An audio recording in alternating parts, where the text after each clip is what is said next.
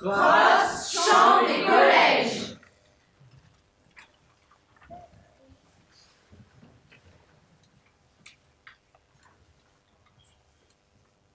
Il faut résister. Matteo Bruno, 2000-2013, dans son rap Écrire 2013. Cette histoire se déroule aujourd'hui dans la ville de Saint-Priest. Mais elle pourrait se passer dans une autre ville du monde occidental et impérialiste, dit civilisé. Plusieurs mois seront racontés en 7 jours plus 1, c'est-à-dire en accéléré, pour servir le temps de la représentation dramatique. Comme dans un cross-country, une course haletante contre la montre, pleine de bourdonnements, de cris et de fureur, car l'essentiel est, pour l'héroïne, ici et maintenant, de rester en vie. Prologue. Avant le démarrage, Vos artistes de bord vous souhaitent la bienvenue auprès de Blake Midias. Nous vous invitons à éteindre vos téléphones iPhone 3, 4, 5, 6, Samsung Galaxy, Nokia Lumia, Sony Xperia, HTC Desire Eye, Motorola Moto X Style, BlackBerry Passport, ainsi que vos montres fluorescentes, clignotantes, vibrantes, sonnantes. Bienvenue à tous aux aguets avec Blake Midias.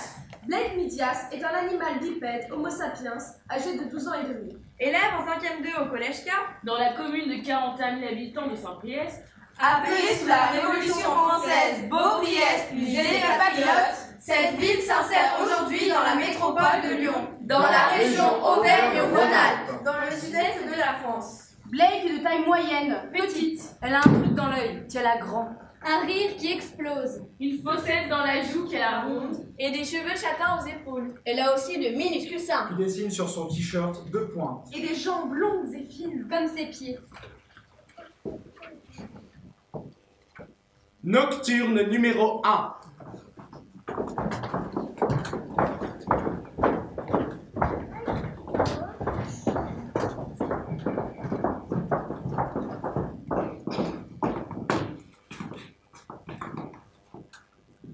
Allez, ouvre. À bouche. Accouche. Mais veux-tu parler? C'est simple, ouvre la bouche. Allez, t'es pas muette. Dis pourquoi.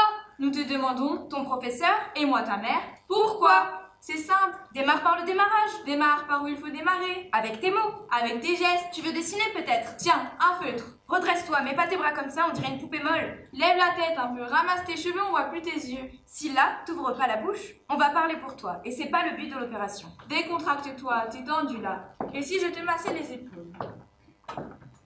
Je te masse la nuque, comme ça. T'aimes bien comme ça. Tes muscles sont tendus, t'as la peau dure.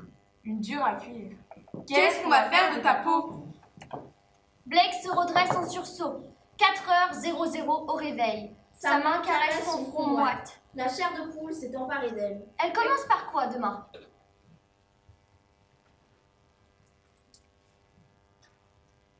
Dimanche, créé.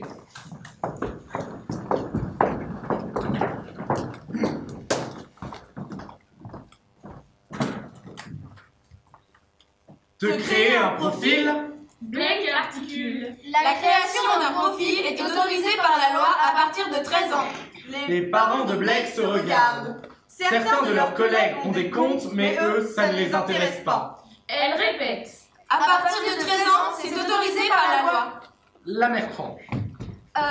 Tu vas avoir 13 ans dans 2 mois. Si c'est autorisé par la loi, alors oui. Ravi, Blake retire l'étiquette de son flambi.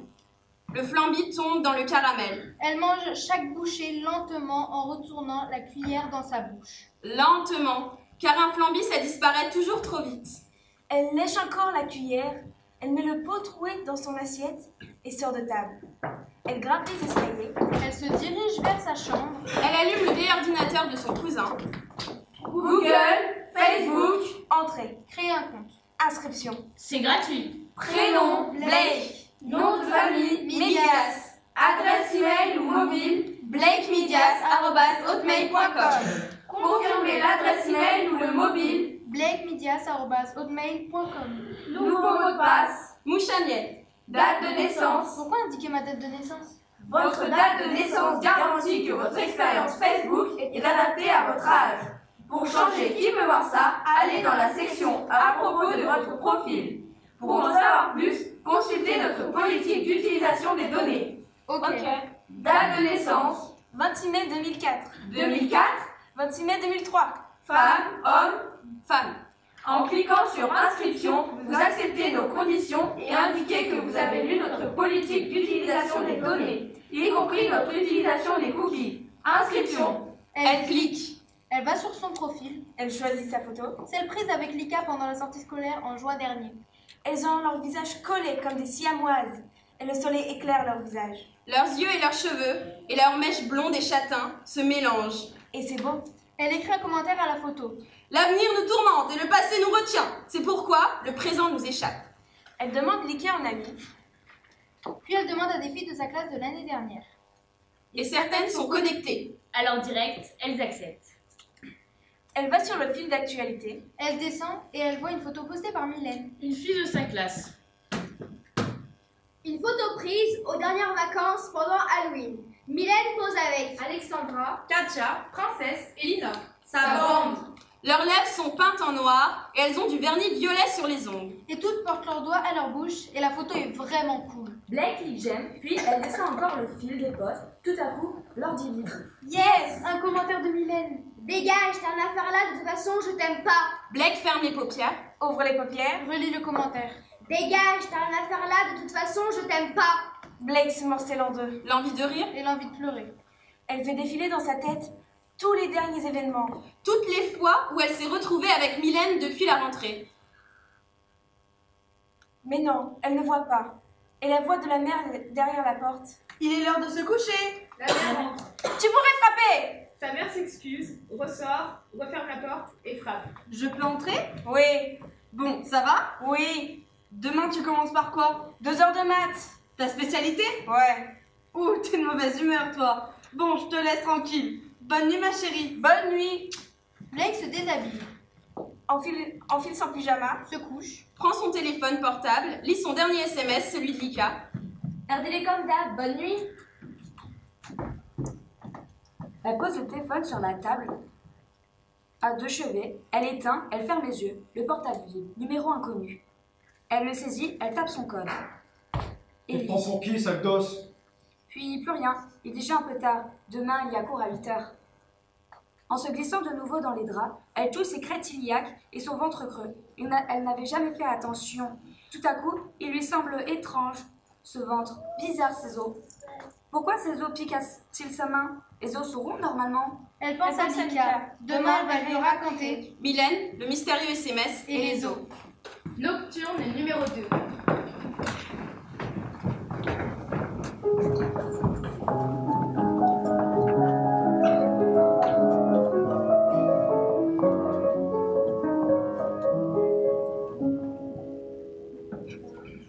Il y a 2 mois, il y a 1 mois, Il y a 3 semaines. 2 semaines, 6 jours, Hier, le soir, Blake repasse très vite tout le fil. tout ce qu'elle lui a dit ou fait, Est-ce qu'elle l'a blessé? parfois elle sait qu'elle peut s'énerver et lancer une blague. Et elle sait que les blagues, il faut quelquefois s'en méfier. Elles ne font parfois rire que soi-même. Et encore. Mais non, décidément, elle ne comprend pas et elle la revoit s'éloigner, rejoindre ses nouvelles amies de 5e 3. Et la deuxième sonnerie retentit et il faut entrer. C'est l'heure. Alors elle pénètre dans la zone au linoléum vert. Alors elle entre dans le gymnase. 0h00 au réveil. Impossible de fermer l'œil. Lundi, marché. Elle est là, ni moche ni belle, avec les yeux et le sourire immense lorsqu'elle dit Au revoir, bonne journée. qu'elle enfile son manteau, qu'elle saisit sa sacoche, qu'elle ouvre la porte et qu'elle regarde le ciel. Elle part, elle avance, elle déplie ses jambes fines, elle s'y prend d'un long pas en longueur, d'un pas sûr. Blake s'enfonce dans le jour, elles font l'air, certaines d'être une mouette et un cerf à la fois. Légère et délestée de tout poids, en entrant ce matin, elle marche rue de la Gare. Elle n'a d'autre raison d'exister que sa propre existence. Son champ panoramique est immense, et elle voit le marché sur la place, les légumes et les fruits et les cabanes trouées et les mamies qui patientent. Elle voit la femme au manteau bleu qui entre chez Joyce le coiffeur. Elle voit un chien s'accroupir dans les égouts pour faire une crotte, et puis la banque, alors elle tourne. Elle redresse son torse, elle progresse le colette et aperçoit l'attroupement des élèves qui se pressent. Elle sait que bientôt, c'est une nouvelle journée qui va se jouer et qu'il attend derrière la pente, près du panneau de stationnement, les jambes croisées, son amie Lika. Elle grimpe. Elle accélère un peu mais sans courir. Garde toujours le torse bombé. Place une mèche derrière l'oreille. Écarte sa queue de cheval. Et là, personne. Lika n'est pas là. Et le choc est immense. Et la cloche retentit. Il va falloir entrer seul. Et c'est quoi déjà à 8 heures? Et c'est mathématique. Alors elle s'engouffre et parcourt la foule de ses yeux. Mais elle ne la voit pas. 8 heures, mathématiques. Les équations apparaissent sur le tableau Velleda et Blake porte son stylo à sa bouche, le mâchouille et essaie de comprendre. Si le ciel est clair, que Lika a confirmé sa présence par SMS, qu'elle a répondu présente lors de leur dernier appel, pourquoi Lika n'était-elle pas près du panneau de stationnement? Puis, aussitôt, la professeure claque des doigts. Blake, tu es avec nous, là?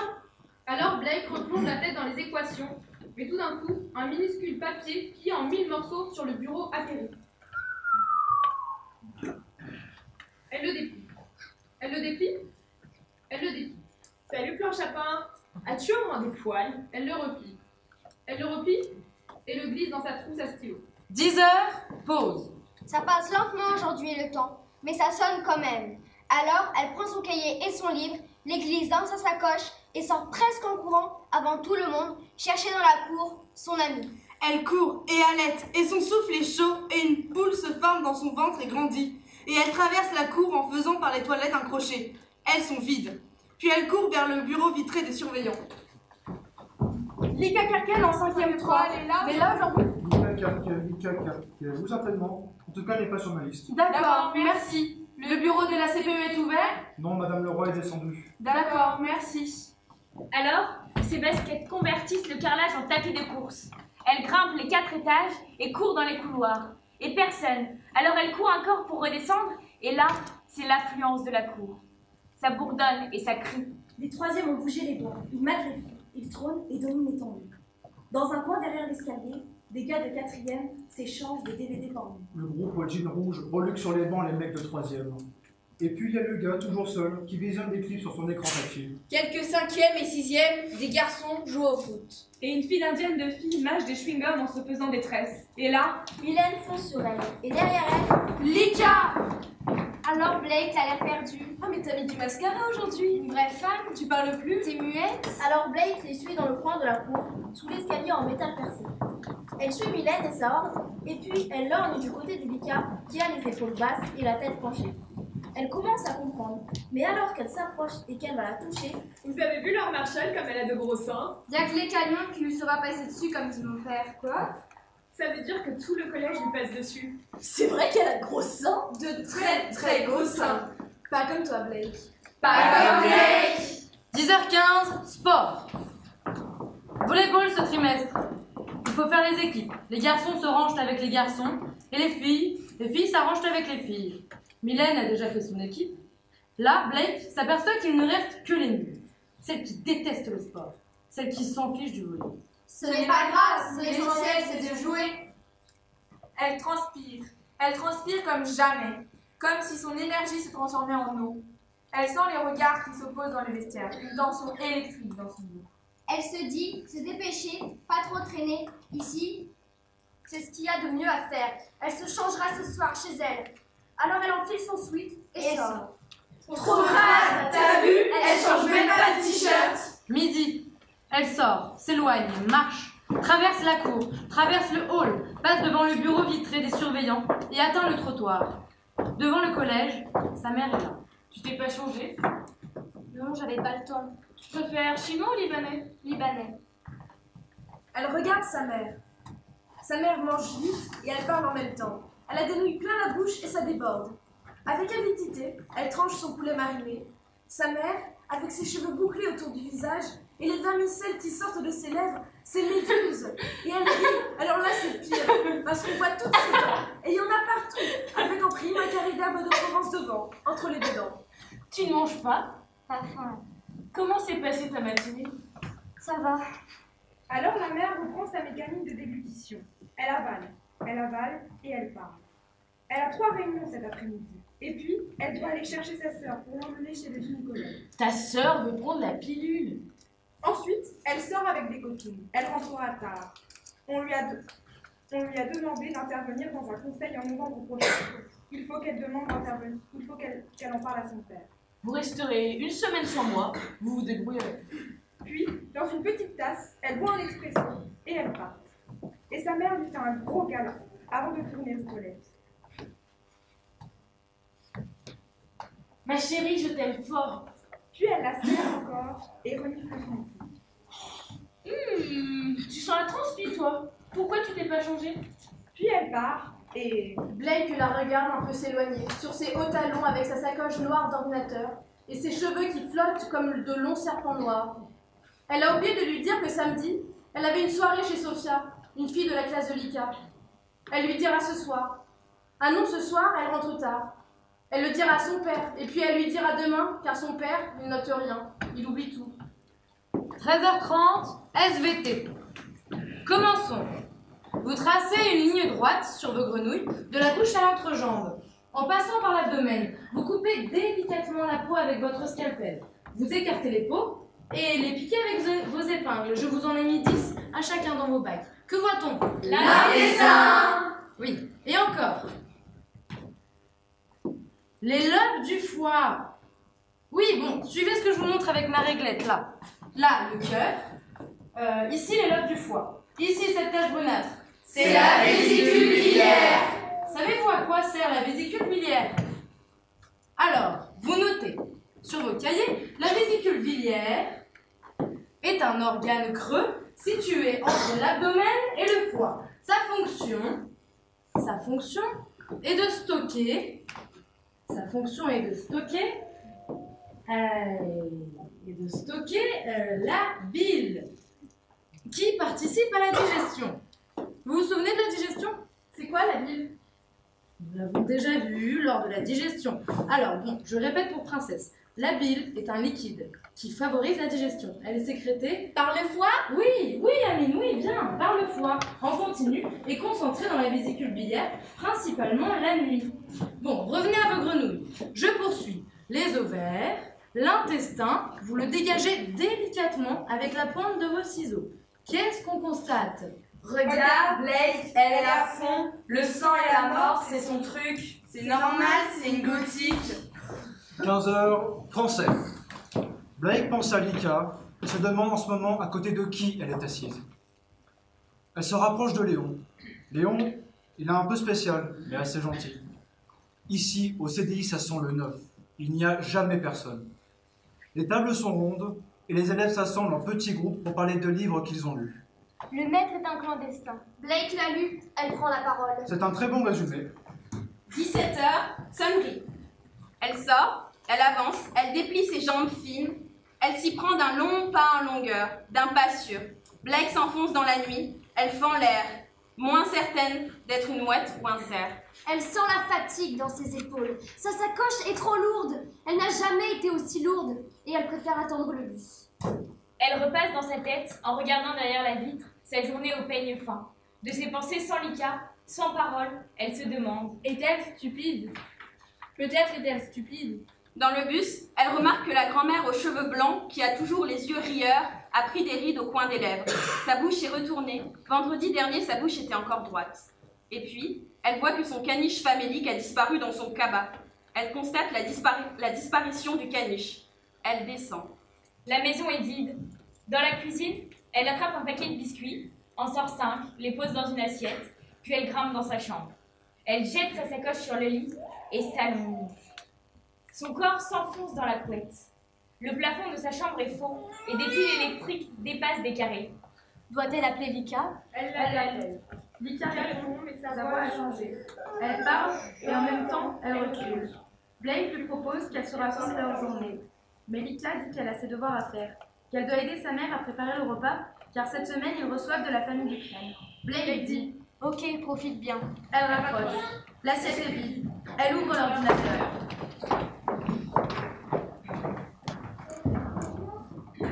Google, Facebook, adresse mail. blakemidias@hotmail.com. Mot de passe. Mouche à miel. Waouh! 16 nouveaux messages. Elle les ouvre. Elle les ouvre. Elle les ouvre. Le premier de Mikos. Mikos, elle ne connaît pas. Salut l'anorexie. Alors comme ça, tu te prends pour une princesse? Si je te souffle dessus, tu tombes, t'as compris? Antoine Ferret. Antoine Ferret, elle ne connaît pas. Alors, c'est toi l'antélo qui te la ramène? Tu voudrais faire des trucs avec moi? J'ai un sacré machin à te montrer. Mérédith merveilleuse. Mérédith merveilleuse? Salut Blake, fille de Satan. T'es super mystérieuse. Si je te croise, c'est moi qui te jetterai un sort. J'ai des super pouvoirs. Elle arrête d'ouvrir. Elle va sur le fil d'actualité. Un clip de Beyoncé, un clip de Rihanna, un chien qui tourne en rond pour attraper sa queue. Et là, elle voit une photo d'une fille de dos, en train de se déshabiller. La photo est floue car la fille est en train de bouger. Elle a été prise rapidement dans un vestiaire, dans le vestiaire du collège. Son corps est de biais et l'on voit une pointe de son sein. L'électricité monte dans la tête de Blake. Son cerveau bourdonne. La photo a été postée il y a 12 minutes. La photo a 20 j'aime. Au-dessus, c'est écrit « Parce qu'il est urgent de dénoncer l'anorexie, mon acte humanitaire du jour. » 5 commentaires en dessous. On dirait un chien famélique. Qui c'est? Il faut appeler Médecins sans frontières. Moi, ça me dégoûte. À vomir. L'eau monte le long des canaux lacrymaux. Le barrage va lâcher et l'eau se répand, ravageant tout sur son passage. Des oreillers au lampadaire, des posters à son agenda. Elle referme l'écran, met l'ordinateur de son cousin sur son lit, un coussin par-dessus, elle met la musique à fond et danse. Elle ouvre sa penderie et sort les robes, les hauts, les pantalons les plus beaux. Samedi, c'est la fête chez Sophia. Elle va pouvoir danser avec Lika. Il y aura moins de stress qu'au collège. Et puis elle pourrait avant se préparer chez Lika. Elle maquille super bien. Le portable vibre, numéro inconnu, elle décroche. Salut Blake, veux-tu que j'appelle SOS Anorexie pour toi? Elle raccroche, éteint son portable, le met sous son lit, à côté de l'ordinateur de son cousin, sous le coussin, et allume la musique. Ce soir, tant pis pour les devoirs. Samedi soir, c'est la fête. Elle essaye son haut préféré. Il y a quelqu'un dans cette maison? Il monte les escaliers, il avance, il ouvre la porte. C'est quoi ce bazar ici? J'ai une soirée chez Sophia samedi. Tout va bien? Oui. Je vais pas des spaghettis. Ça te va des spaghettis? Ta soeur rentre tard. Elle allait chez le médecin avec ta mère. Et puis elle avait je sais plus quoi. Je sais. Je t'appelle quand c'est prêt. Ça sent bon, ça sent les oignons rissolés. De la sauce tomate à gicler dans un champ hexagonal très large autour de la casserole. Les flammes des bougies parfumées dansent dans le salon. Tête à tête, père, fille. Si on regardait des cartoons. Non, ça va. Les spaghettis fondent dans la bouche. Blake racle la sauce succulente et le père... Un flambi? Blake enlève l'étiquette, le flanc tombe. Elle mange doucement chaque bouchée en retournant la cuillère dans sa bouche. Lentement, car un flambi ça disparaît toujours trop vite. Puis elle lèche sa cuillère et met le pot troué dans son assiette avec les autres déchets et débarrasse la table. Son père fait la vaisselle. Il fait sangloter les assiettes sous ses mains. Ça éclabousse de partout et ensuite sa mère râle. Blake imagine de petits bacs à larmes à sortir pour quand son père fait la vaisselle. L'eau est chaude et il chante dans la buée en anglais. Il chante comme Elvis Presley, dans une voix profonde et chaude. I love you so much, baby. Blake entonne avec lui. Puis, elle recueille au millimètre les miettes et lorsque la table est nette, elle se dirige vers sa chambre. Bonne nuit, Elvis. Bonne nuit, ma grande fille. Blake grimpe les escaliers, enfile son pyjama, regarde ses crêtes iliaques pointues comme des pyramides d'Égypte, ses seins fluets, puis elle saute dans son lit et éteint la lumière. Elle laisse son corps s'enfoncer, partir doucement dans le matelas et dans les draps qui sentent bon. Elle voit le visage de Céline. Elle porte son haut trop beau. Il lui parle. Elle approche sa tête, la main de Céline se pose dans son dos, la main de Céline transpire et la transpiration s'imprègne dans le haut trop beau en polyester de Blake. La transpiration traverse le polyester, puis le tissu de la peau de Blake qui flotte maintenant. Un vent d'air frais traverse toutes ses veines. Céline est si près qu'il va disparaître. Elle danse et le sol tarit sous ses pieds. Elle chante et les secrets font retentir les murs. Un phénomène s'accomplit. Altitude, plénitude. Nocturne numéro 3.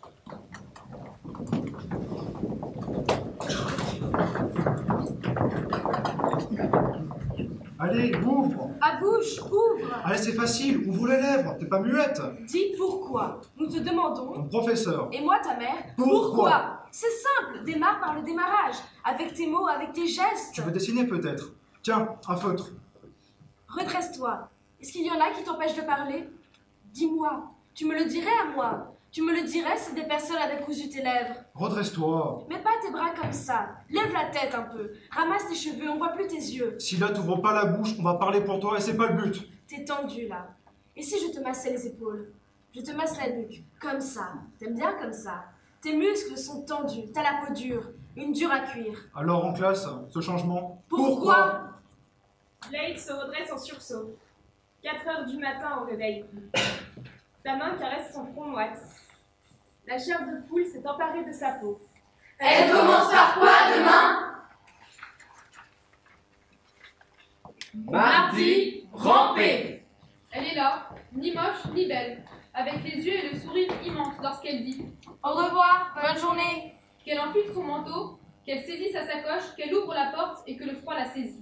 Elle part, elle avance, elle déplie ses jambes fines, elle s'y prend d'un long pas fébrile et rapide. Blake s'enfonce dans le jour, elle fend l'air, les épaules un peu basses, mais fière ce matin. Elle marche rue de la gare. Elle n'a d'autre raison d'exister que sa propre existence. Son champ panoramique est immense, et elle voit des tantiglous installés sur la place du marché. Elle voit un enfant courir son manteau, et puis des voitures de police. Elle aperçoit un attroupement de grands-pères pensifs en train de regarder le campement en chuchotant. Elle voit le coiffeur, sur le seuil de son salon, les 2 mains sur les hanches, qui, en fermant la porte, dit « C'est pas bon pour la clientèle, ça !» Alors, elle tourne. Elle déglutit mais se tient droite. Elle progresse rue Colette et aperçoit le troupeau de sacs à dos sauvages qui se gênent contre les grilles. Elle sait que bientôt, derrière cette côte, c'est une nouvelle journée qui va se tisser. Mais près du panneau, est-ce que Lika sera là? Elle grimpe, elle accélère le pas du sang coupé.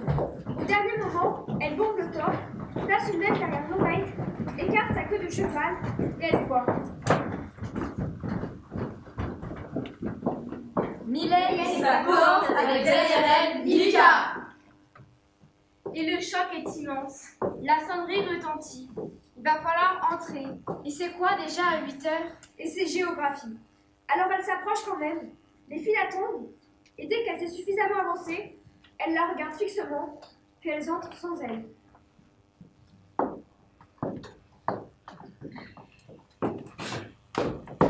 8 heures, géographie. Les États-Unis sont un pays composé de 50 États. Sa capitale est Washington. Elvis Presley vient de là. Martin Luther King. Les Black Panthers aussi. Replacez les noms des États sur la carte à trous. Vous avez 1 heure. Toute la classe de 5e 2 baisse la tête et écrit. Les mines de crayon frottent les papiers et pas une mouche ne vole. Tout à coup, un projectile atterrit. Léon, assis à côté de Blake, réceptionne. Il l'ouvre, mais Blake le prend des mains in extremis. Ellie. Prends garde à toi. 9 heures, art plastique. Puis tout va très vite, si vite que Léon ne peut pas la suivre. Elle court sans que ça se voie en marchant très vite jusqu'en 402. Là, c'est collage, découpage. À la manière de Matisse et de sa série jazz, nous allons travailler les aplats de gouache. Alors je ne veux voir aucune trace de pinceau. Et puis ensuite, vous découperez. Blake se concentre. Elle relève ses cheveux en chignon. Elle appuie sur ses 4 tubes de couleur. Elle veut du rouge. Comment fait-on du rouge? Je corrige des copies. Si vous avez une question, vous venez me voir. Blake se lève. La formule rouge égale magenta plus un peu de jaune en tête. Elle retourne s'asseoir. Mais là, elle sent quelque chose. De l'humidité, de l'eau. Ses règles.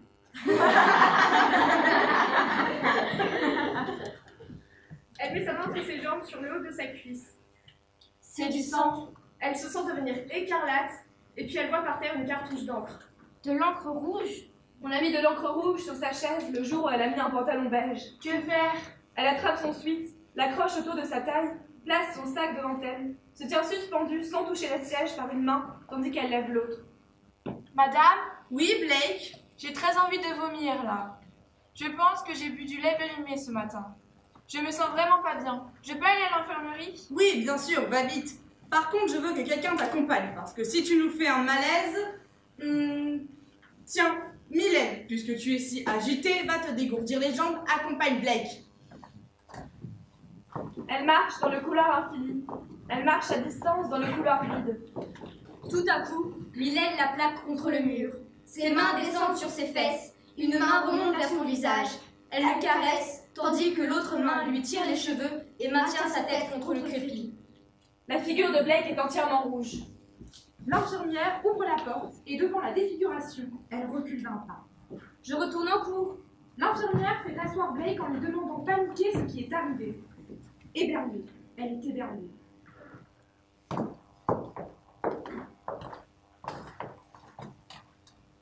Blake essaye de comprendre.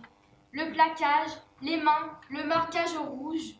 Elle ne sait pas par où commencer. Alors, elle dit « Ce matin, j'ai bu du lait périmé. » Salut l'anorexique. Tu suces pour combien? C'est quoi ce prénom? Elle vient d'où? Elle vient de Syrie? Tu ressembles à une sauterelle et moi, j'écrase les insectes. Fille du diable. C'est pour ça que tes parents t'ont donné ce blaze. Je te souffle dessus? Tu t'envoles. Petite merde. Tu pues. C'est le soir. L'encre est partie sous la douche. L'ordinateur est éteint. Blake est allongée sur son lit. Elle réfléchit. Tout à coup, elle pense à Céline. Mais elle arrête ça tout de suite. Il faut qu'elle se concentre. Les slows, a priori, ça ne délivre pas des griffes. Brigitte, sa grand-mère, lui répète toujours que l'amour, c'est du pipeau. La seule solution, se battre. Nocturne numéro 4.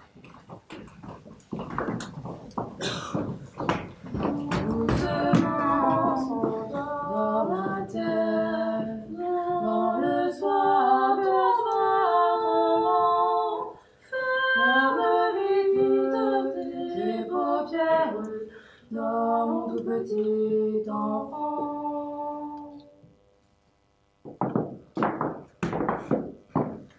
Enfermé dans une cabine de toilette ou dans un cercueil à chasse d'eau, Blake déparle, les phrases sont muettes dans sa tête.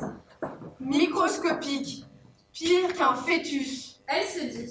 Son ventre se serre. Elle ne peut plus respirer. Elle pense. Je fais de l'asthme. En fait, c'est ça. Des épingles piquent ses pieds, ses poignets. Et en plus, le sang s'est arrêté dans ses veines. Ça circule plus dans ses jambes. Et maintenant, les mots lui arrivent à l'envers. Elle se dit. J'ai le cul à la place de la tête. Et derrière la porte. Si tu ne sors pas, on crève les yeux, t'as compris? Mercredi, se battre. Elle est là, ni moche, ni belle, avec dans son cou des mèches de cheveux électriques lorsqu'elle dit au revoir, bonne journée. Qu'elle enfile son manteau, qu'elle saisit son sac lourd, qu'elle ouvre la porte et qu'elle sort. Elle part, elle avance. Elle déplie ses jambes fines. Elle s'y prend d'un long pas en longueur. D'un pas vacillant, mais rapide. Blake s'enfonce dans le jour. Elle fend l'air. Certaine d'être une guerrière. Les épaules un peu basses, mais la tête relevée. Elle marche rue de la Gare. Elle n'a d'autre raison d'exister que sa propre existence. Son champ panoramique est immense, et elle voit les tentes igloos installées sur la place du marché. Elle voit des petits jouer dans la terre, et puis des dames qui distribuent des paniers aux femmes avec des bébés. Ça pleure et ça crie. Elle voit le coiffeur refermer la porte, et derrière la vitre, une grand-mère avec son caniche. Elle entend. Les enfants ont la gale! Alors elle tourne. Elle déglutit, mais se tient droite. Elle progresse rue Colette et aperçoit le troupeau de sacs sauvages qui se jettent contre les grilles. Elle sait que bientôt c'est une nouvelle journée, qu'il ne faut pas faiblir. Elle grimpe, elle accélère un peu mais sans courir. Au dernier moment, elle bombe le torse, place une mèche derrière l'oreille, écarte sa queue de cheval et là, elle regarde. Personne au panneau. C'est bizarre et c'est pire. Où sont-elles? Ce matin, français. Elle passe seule sous les drapeaux fixés au-dessus des portes des enceintes. À étoiles et tricolores, ils flottent dans le ciel. Pour la première fois, elle voit dans le hall, sur le panneau en liège, la violence, si tu te tais, elle te tue. 30, 20, numéro vert. Son cerveau imprime et elle file. En 401, Léon est là. Il lui sourit. Elle regarde la chaise et rien sur le siège. Alors, elle s'assoit. Madame de Sévigné, le style épistolaire. 12h30, c'est. Elle s'assoit au cas où, près de la porte de sortie, mais pas trop loin des micro-ondes. Elle se dépêche d'aller chercher du ketchup pour ses frites. Inspection de la chaise. Rien. Elle s'assoit, elle mange très rapidement pour faciliter la digestion, pour pas traîner. Son champ de vision, et ce n'est pas un luxe, est optimal, car elles peuvent arriver de partout. Elle tourne la tête 2 minutes et... trop tard. Elles brandissent des sachets et lui versent du sel dans les cheveux et du poivre. En sortant, l'air de rien. Elle fonce. Elle fonce de toutes ses forces. Elle évite la cour, les toilettes, passe par d'autres couloirs, elle passe devant la salle de technologie, puis arrive en salle d'informatique. Sort de son sac son ordinateur et l'attend. 13h30, 13h35, 13h40. À 14h, elle accourt. Que fait-il? Ah, le voilà. Monsieur d'Enfer, informaticien du collège. Elle veut lui parler. Blake? Elle veut qu'il l'aide. Oui, il le veut. Mais qu'a-t-elle? Elle a vu à la télévision que tout est enregistré dans les ordinateurs. Tout ce qu'on publie sur Internet reste à jamais gravé. Elle a des preuves. Monsieur d'Enfer ouvre l'ordinateur, se connecte à la session de Blake et lit. Il voit la photo volée de son sein en vestiaire. Il déchiffre les insultes une à une. Il note. Il copie-colle sur une nouvelle page Word. Relève les noms des élèves, aussi ceux des inconnus. Elle se lève, elle doit partir. Blake accourt. 17h. Elle ne tient plus. Il faut qu'elle aille aux toilettes. À la sortie du cours d'histoire, elle court. Mais lorsqu'elle sort de la cabine, une main la gifle et elle se retrouve plaquée sur le carrelage. Elle entend. Petite conne. Et des mains lui recouvrent la bouche. Va-t-elle mourir? Est-elle morte? Elle respire. Elle respire. Puis plus rien. Une dame de ménage touche son torse mou. Mademoiselle! Mademoiselle! Sur le carrelage, le sang forme une flaque. Les pieds de la dame de ménage s'éloignent et reviennent avec ceux de la CPE, Madame Leroy. La CPE devient blanche et manque de s'évanouir. Alors la dame de ménage va chercher des surveillants et Monsieur d'Enfer. Lui, il comprend. Monsieur d'Enfer appelle les pompiers qui embarquent le corps de la CPE et celui de Blake, plus léger. 19h. Le père et la mère se penchent sur le front de Blake et inspectent la compresse sur le point de suture. 7 au total. La CPE a repris des couleurs. Monsieur d'Enfer m'a informé des injures et agressions graves dont votre fille est l'objet. Les parents font des yeux ronds. Blake leur offre en échange un minuscule sourire, qu'elle veut rassurant. Madame Leroy est de nouveau sur ses jambes. Ça ne se passera pas comme ça. Elle va agir. Elle leur souhaite une bonne soirée et s'éloigne chancelant des décidés dans le couloir du dispensaire. 20h. Le corps de Blake s'enfonce dans les draps qui sentent bon. Elle oublie de penser et dans des profondeurs, elle s'endort.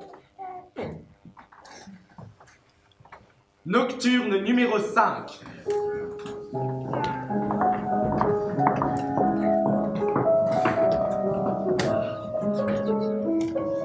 Allez, raconte, sinon je ne pourrai pas t'aider. Tu ne veux pas? Alors on dirait que moi je serai toi et tu m'expliques ce que je dois dire. On démarre. Je dis courir.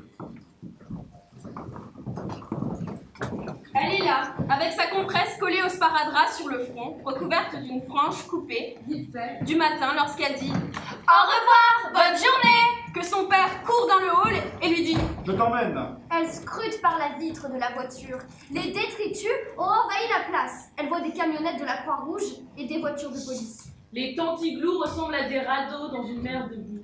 Elle colle son oreille contre la vitre et écoute. Elle entend et imagine. Les cris des bébés malades et les pleurs discrets des pères, des mères sous les toiles en polyester.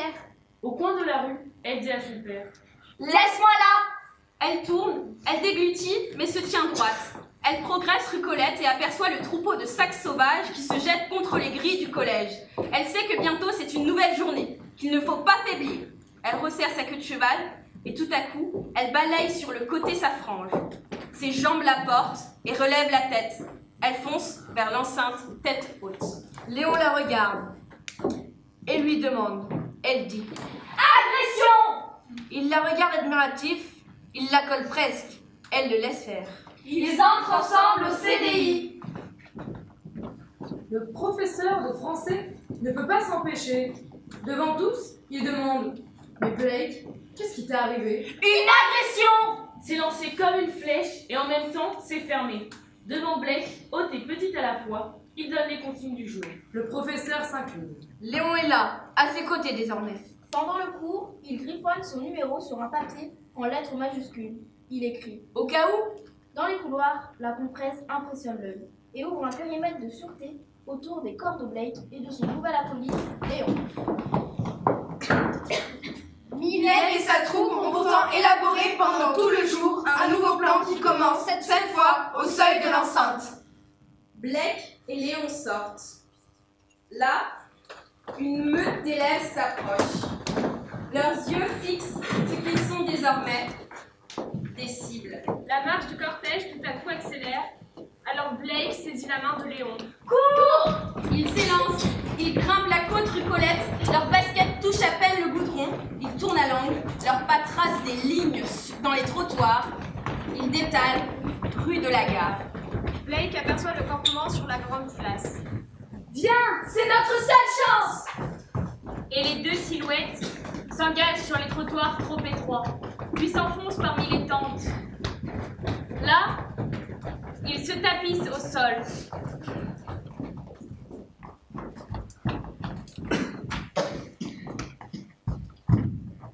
Ils attendent dans la terre.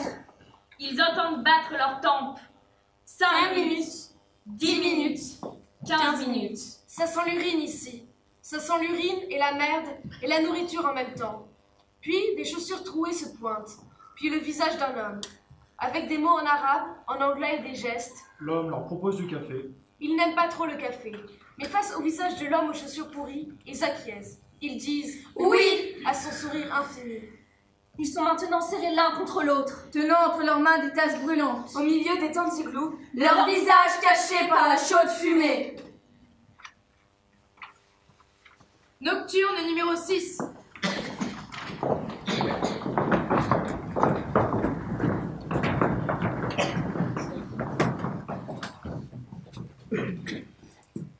Elle voit son visage.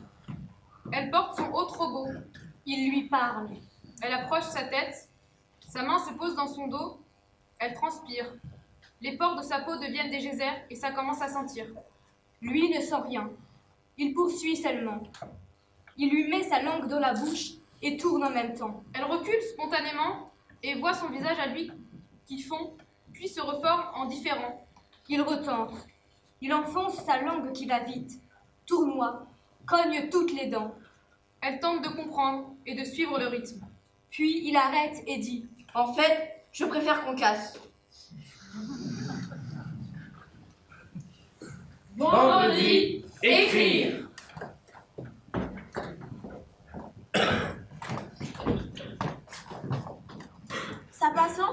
Ça passe lentement aujourd'hui le temps. Mais Léon est assis là, à côté. Blake le trouve petit en taille, mais il a de minuscules taches jaunes autour de ses pupilles, comme les chats, et c'est beau. Encore 1 heure, et ensuite le week-end. Tout à coup, Madame Leroy, la CPE, suivi de 3 surveillants, Monsieur d'enfer, puis du principal en personne, entre dans la salle. On dirait une cérémonie de télévision. Tous les élèves se redressent. l'équipe pédagogique se tient solennelle en rang. Le principal dit: Nous passons de la 6e à la 3e dans toutes les classes, car des rumeurs circulent, et ce que disent ces rumeurs est grave. Égalité, liberté, fraternité. Liberté, égalité, fraternité ou la mort. Au départ, une formule parmi d'autres. Sans la Révolution française et ses ambitions libertaires, égalitaires, fraternelles, vous ne seriez pas à l'école. Je serais où? Je ne sais pas. Peut-être serions-nous à errer dans les rues? Peut-être serions-nous réduits à l'état de survie d'animaux? Peut-être même pas des mammifères. Peut-être serions-nous des insectes?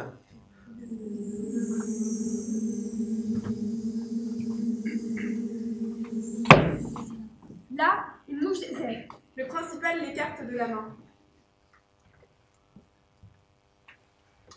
Tous les êtres humains naissent libres et égaux en dignité et en droit. 1789. Article 1er de la Déclaration des droits de l'homme et du citoyen, gravé au fondement symbolique de l'organisation constitutionnelle de la société française. Madame Caldom fait une drôle de tête, et là, elle ouvre carrément la bouche. Enfin, la Révolution française a d'emblée exclu de son universalisme les étrangers, les femmes et les enfants. Oui.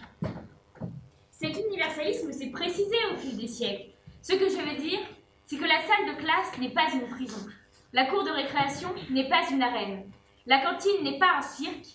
Les toilettes ne sont pas un espace de torture. Les agressions qui commencent au collège et se poursuivent sur Internet, c'est l'affaire de Monsieur d'Enfer, des surveillants, de Madame Leroy, c'est mon affaire.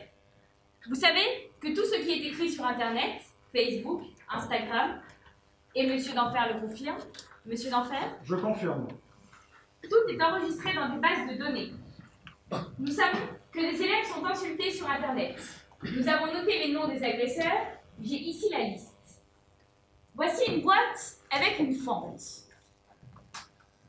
J'attends, avant mardi prochain, dans cette urne, des lettres manuscrites engageant les agresseurs à arrêter leur coup. Si lundi, la boîte est vide, les noms qui sont écrits ici seront définitivement renvoyés du collège. Si les lettres arrivent, un premier avertissement sera noté sur le carnet de correspondance, mais s'il n'y a pas de récidive, cela ne donnera lieu à aucune suite.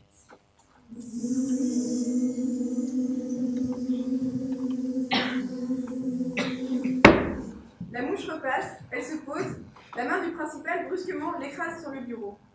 Cette boîte restera ensuite dans la classe de votre professeur principal, ici. La mouche forme une tache noire sur le bureau beige. Tout ce qui est écrit et glissé dans cette urne restera confidentiel. Un silence infini résonne dans la salle. Pas une mouche ne vole. Blake voit tendu Mylène se tenir à l'œil.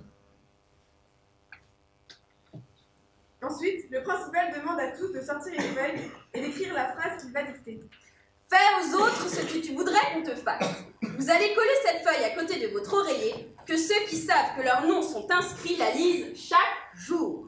Qu'ils s'interrogent si eux-mêmes sont maltraités chez eux ou ailleurs, qu'ils l'écrivent et glissent leur papier, car l'école ne peut vous protéger que si vous parlez. Est-ce que vous avez des questions ?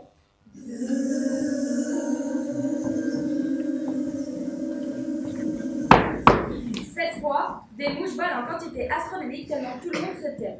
Mais une main se lève. Pour le renvoi, c'est pendant une semaine ou c'est définitif? Définitif. D'accord. Puis il dit que l'équipe pédagogique doit poursuivre sa tournée. C'est maintenant au tour des quatrièmes. Oui, Blake? Pourquoi y a-t-il des femmes, des enfants, des hommes et des vieux sur la grande place qui flottent sur la boue? Toute l'équipe. Madame Leroy, Les surveillants Monsieur d'Enfer. Le principal. et les élèves la regardent.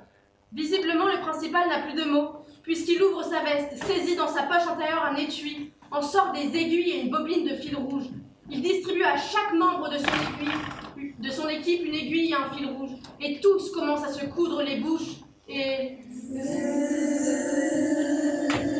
Désormais, par milliers les mouches volent. Elles remplissent la salle de leurs ailes. Et elles sont maintenant si nombreuses que leur bourdonnement devient assourdissant. Elles frombissent, elles frottent leurs pattes de devant. Elles se régalent. Elles se posent sur les têtes. Elles s'en mêlent dans les cheveux. Là, une bouche dans l'œil principal a pénétré. C'est bien que tout le monde se bouche les oreilles. Protège ton crâne. Prends ses jambes à son cou et des ailes. Blake se dit. Si la pensée est vie, force et souffle, et si l'absence de pensée est mort, alors dans le bonheur, que je vive ou que je meure, sans nul doute, nous sommes des mouches. Nocturne numéro 7.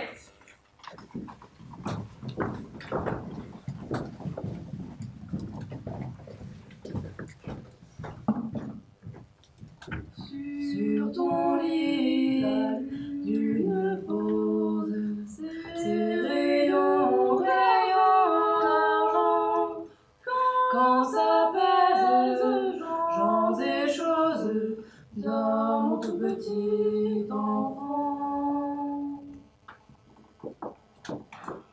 La pointe du compas pique la peau menue du poignet. La pointe grave des lettres. Lika plus Léon égale Lycaon. Dans les chairs à jamais. Des caractères sans pourpre et la manchette goutte. Et les larmes de sang chutent dans un bac en plastique blanc déposé à cet effet. Samedi aimé. Blake a-t-elle rêvé ou la cérémonie dans la classe de Madame Caldom a-t-elle vraiment eu lieu? Quoi qu'il en soit, Blake se maquille. Le mascara, c'est easy.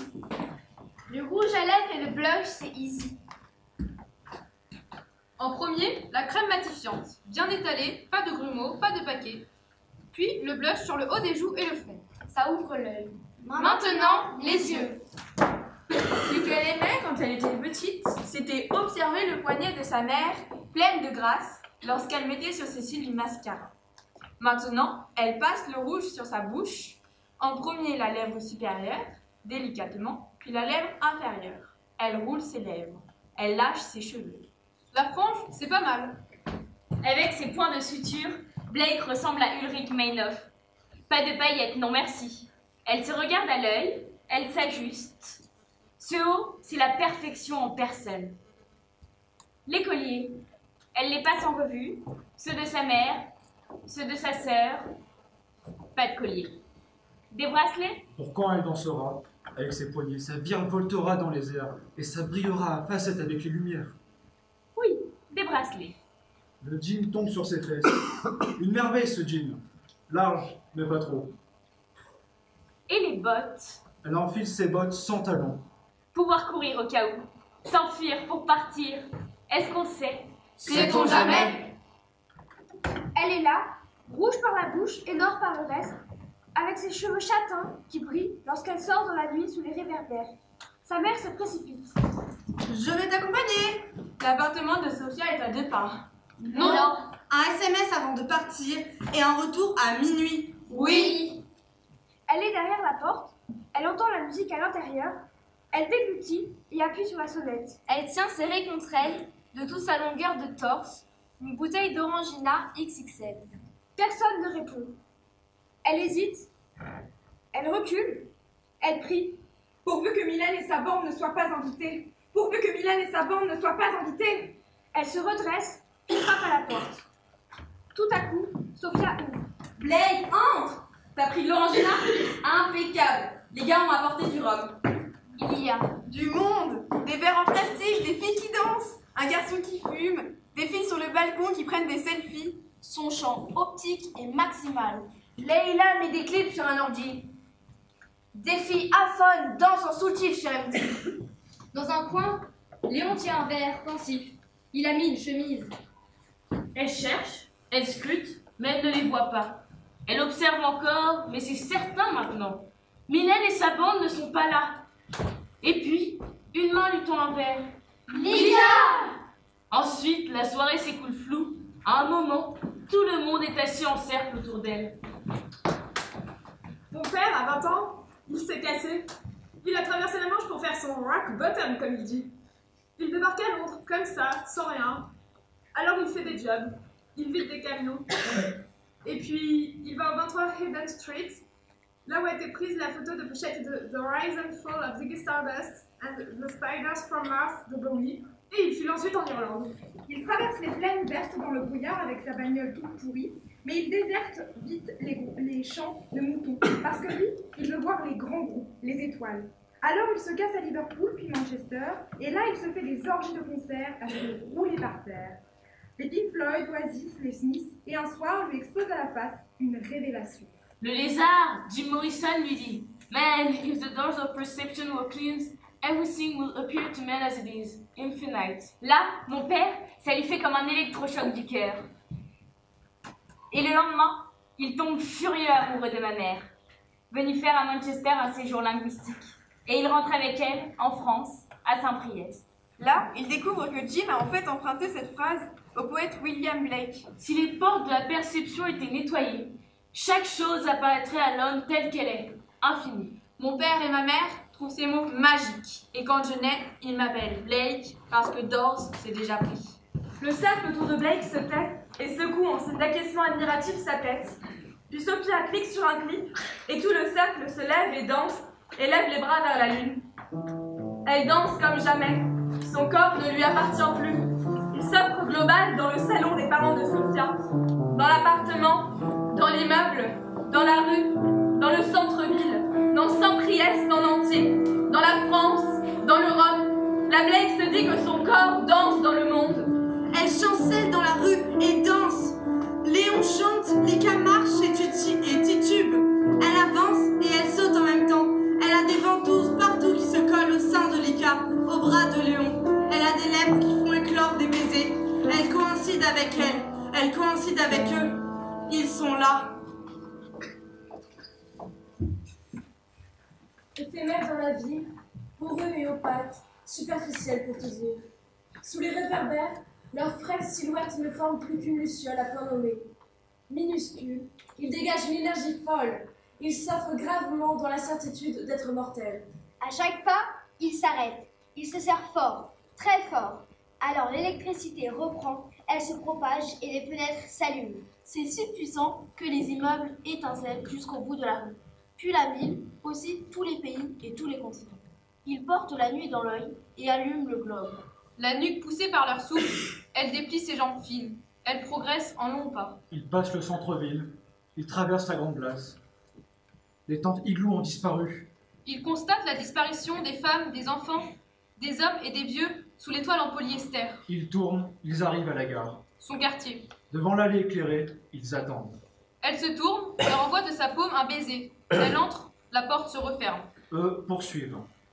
Minuit 1, dimanche, rêver. Elle grimpe les escaliers. Elle entre dans sa chambre et elle se jette sur le lit. Étendue, elle repasse tous les détails de la soirée. Elle examine le film en boucle. Elle revoit leurs yeux, elle entend leurs mots. A-t-elle rêvé? Elle ressent l'odeur de lessive de leur t-shirt humide. C'était réel. Et un vent d'air frais traverse toutes ses veines. Elle les sent si près. Mais qu'est-ce qu'on va faire de ma peau? Le veau plafond, un peu jaune, et les fils électriques pendent dans le vide. Tout à coup, la voûte défraîchie se transforme en un essaim d'abeilles. Un navire, puis en voilier de mouettes. Je ne suis ni une enfant, ni une femme miniature, ni une pute, ni un ange, ni un démon, ni une intello, ni une ratée, ni une pauvre fille, ni une laide, ni un canon, ni une grande, ni une petite, ni une moins que rien, ni une qui se la racle. Je suis moi. Démarrer? Je ne peux pas démarrer. Pour ça, il faudrait que je sois une bagnole ou une brouette. Je ne suis pas plus une brouette qu'une peau. À l'instant même, au plafond, le navire de mouettes se décroche. Les fils électriques cèdent. Il prend le large, il sort par la fenêtre, il remonte rue de la Gare et rejoint la nationale direction l'autoroute. Et elle saute de son lit, ouvre la fenêtre, son buste se penche dans la nuit. Elle l'aperçoit. Il navigue en apesanteur, paisible et obstiné, vers des périples et des risques, plein de son énergie. Il impose sa chance au-dessus de l'autoroute infinie. À ce moment, elle songe. Je suis ce voilier de mouettes en réalité.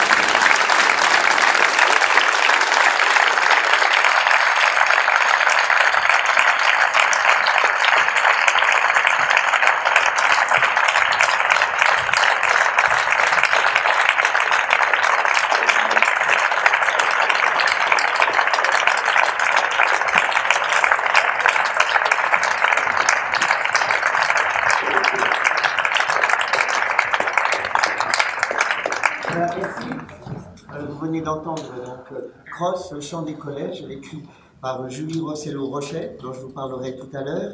Après la deuxième partie, il y a 10 minutes de pause, voilà, mais vous n'êtes pas obligé de sortir, enfin vous faites comme vous le souhaitez.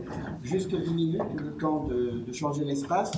Et vous allez assister ensuite à des extraits d'une autre pièce, Au bois, de Claudine Galéard. Là, la durée va être un petit peu plus courte que Cross, chant des collèges. Merci de votre attention.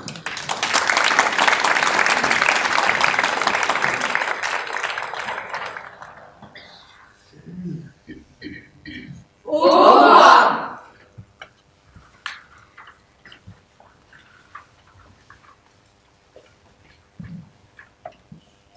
Une mère normale. Une petite sublime. Un loup normal et beau. Un chasseur normal et hideux. Un bois normal et moche. La rumeur publique normalement atroce. Voix merveilleuse.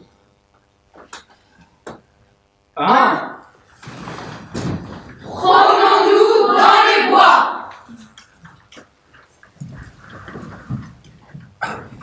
Mère, petite. Ma chérie, comme tu es jolie. Promets-moi que tu ne changeras jamais la couleur de tes cheveux. Arrête, maman, tu crois que c'est marrant? De mon temps, on disait blond vénitien. Non, c'est rouge, maman. Rouge si tu veux, blond vénitien, c'est pour les films. Les vieux films pour Bambiland, pour Belle et Bois Enchantées. C'est si joli avec ta peau de princesse. Princesse aussi, c'est naze. C'est pour les imbéciles qui croient que les enfants gobent les contes pour enfants. Les poupées ont des peaux blanches, un teint de porcelaine. Maman, les poupées ne sont plus en porcelaine. Tu veux du beurre? Tu ne prends pas de galettes. Tu fais un régime? Lâche-moi, maman. Le week-end, je fais une entorse. Le beurre salé, je ne résiste pas. Qu'est-ce qu'il y a? Ne me regarde pas comme ça. Maman, tu dis tout le temps la même chose. Le beurre, le vin, la bière, les cacahuètes, les chips, les pâtes. Ok, toi tu peux tout te permettre. Je suis jeune, va à la piscine, inscris-toi dans une salle de sport, bouge-toi, trouve-toi quelqu'un. Je bosse toute la semaine. Je me dépasse. Je me surpasse. Je m'outrepasse. Je n'ai aucune marge au boulot. Le week-end, je ne vaux plus rien. J'ai juste besoin de... Ok, maman. Ok, je sors cet après-midi. Ah, cet après-midi, je vais te Je demander... sors avec mes copines, on se retrouve ce soir. J'irai louer un thriller. Et c'est bon pour les enfants. Qui t'apprend à parler comme ça? Le collège, maman. Ça s'appelle Catharsis. Salut. T'achètes à manger, pizza libanais indien? Steak légumes. Je fais un régime. D'accord, maman. Tout ce que tu veux. Roi, Mère, petite. cette fois, l'a bien esquivé. Ma chérie. C'est reculé pour. Ma chérie, que fais-tu cet après-midi? C'est mal barré. Mieux vaut qu'elle aille droit au but. Elle va me demander un truc chiant que je vais refuser. Toujours la même chose. Elle, ça l'a fait suer. Et moi, vous croyez que ça me fait mal? Manque pas d'air, les mères. Elle ira ou n'ira pas. Moi, j'ai bien esquivé. Cette fois, l'a bien esquivé. Couteau, ciseaux. Fortiche, la belette. C'est reculé pour? Manque pas d'air, les mères. Mais d'imagination. À moins que... Bois. Petite. Loup. Mère.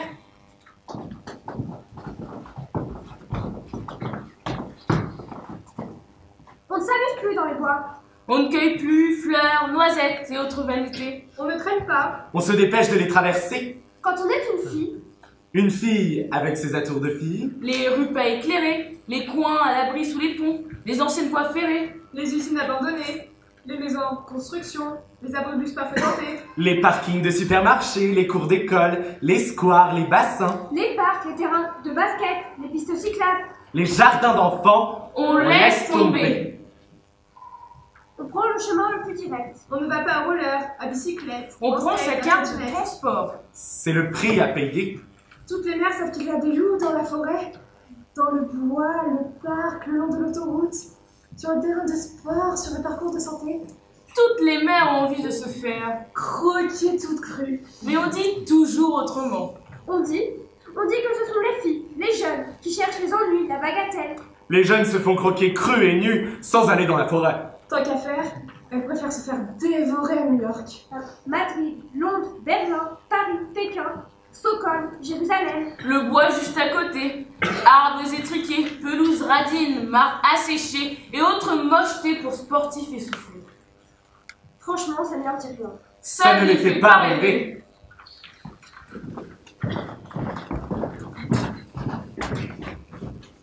Mère, Bois. Mère s'en revenait à pied. sa bicyclette avait été dérobée. Se disait à ce moment, Pas de loup dans la forêt. Sauf moi, peut-être, si j'osais. Entre ma mère qui se meurt et ma fille qui se croit éternelle. Entre ma vieille et laide mère et ma fille qui se croit la plus belle. Ah, si j'osais. Qui croquerait entre le petit agneau et le grand loup? Qui choisirait? Ma vie à moi est bien petite. Je me suis bien fait bouffer. Elle avait pris le chemin des écoliers, au milieu des voitures, des scooters et de la puanteur. Elle longeait le bois sans y entrer. Elle n'y mettait jamais les pieds. Elle avait peur de se blesser le cœur. Mélodie du Café Paradis. Elle fit une halte au Café Paradis. Prit le gobelet maxi, un cake, un macaron, trouva ça bon, en reprit. à la table d'à côté, Les Jones causaient. Oreille tendue, mal lui en prit. Eh, vieille espionne, va poser ta peau de serpent ailleurs. Rougit, causait d'amour, de cul, de cœur, causait du monde. Sale menteur. et se marrait. Et la vieille, t'as pas un vieux, t'as pas une sœur? Les mères, ça va. On vient ici pour respirer. Du mal au cœur, trop de café, trop de lait. Comme au temps jadis, lorsque la petite... Allez, ma mamie, va péter ailleurs. 2. Pendant que le loup Mère, loup, Bois. petite. Toutes les mères savent que les forêts sont peuplées de loups. Toutes les mères ont désiré en leur temps de fille. Rencontrer le loup dans la forêt. Connaître le plaisir. L'excitation excite l'ennui. Le désordre abat l'ordre. Mère trop vieille maintenant, n'intéresse plus les loups. Leur fille, en revanche... Quelle mère voudrait livrer sa fille au loup? Aucune, raisonnablement. Qui voudrait être à la place de sa fille? Les mères, évidemment. Qui abandonne ses rêves, ses désirs? Personne. Dans la tête, personne. En réalité, tout le monde. Tout le monde, en réalité, souhaite épicer sa vie. L'occasion fait la Laronne. Pour l'occasion, elle a la quarantaine. Elle soupire après le loup. La fille a 13 ou 14. Au loup, elle préfère les garçons du voisinage. Les loups, c'était bon pour sa grand-mère. Les temps ont changé. Qui plus est, aucune envie de se taper 5 km dans une forêt pourrie qui longe 2 autoroutes. Remplie de terrains de foot, de circuits de santé et de conneries du même acabit. Encore moins envie d'aller voir la mémé, la mamie, qui s'ennuie et profitera de la petite pour énumérer ses souvenirs du temps jadis. Où on s'embrassait qu'au cinéma. Où on rêvait d'être institutrice. Où on mangeait chaque dimanche en famille. Disait bonjour mademoiselle, enchanté monsieur, et autres salam alek. Enfin, la petite en question a un rendez-vous avec Julien, Malik, Natacha, Héloïse. De nouvelles chansons à écouter et quelques autres vanités qui l'occuperont toute l'après-midi. De son côté, maman n'a aucune envie d'aller perdre son temps chez mamie, sa maman, sa vieille de l'autre côté du bois. Se taper 5 km à vélo, prendre la voiture un jour de congé, le bus fait un méga détour. Mère n'en a aucune envie.